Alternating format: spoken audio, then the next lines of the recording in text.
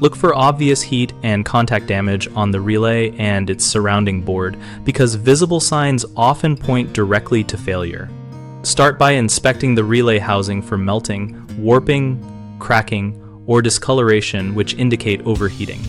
Remove power and, if possible, gently lift the relay to check the solder joints and pins for dullness, cracks, or breaks, which show mechanical or thermal stress. Examine the relay terminals and any exposed contacts for pitting, black or gray deposits, or shiny fused blobs which signal arcing or contact welding. Scan the printed circuit board around the relay for charring, burnt flux, lifted traces, or blistered solder mask, which mean heat transferred to the board and compromised circuits. Smell for a persistent burnt odor, which often accompanies dielectric breakdown inside the relay even when visual cues are subtle.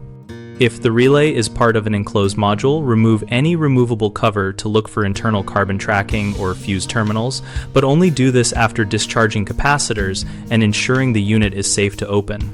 Common mistakes include assuming a relay is fine because the coil looks intact, which misses internal contact welding. If contacts look fused, replace the relay or the entire module if the relay is not serviceable. Another error is cleaning corrosion with solvents while power is present, which can spread conductive residue. Always power down, use a non-conductive brush, and rinse with isopropyl alcohol, then dry thoroughly before reapplying power. A third issue is ignoring surrounding board damage and replacing only the relay, which leads to repeat failures. If the board shows charring or lifted traces, replace the whole board or isolate and repair the damaged traces and pads using proper soldering and trace repair techniques.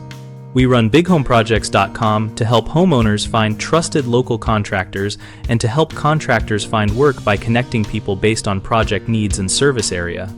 We also host a discussion community where members share inspection tips, vendor experiences, and troubleshooting advice related to component inspection and other home projects.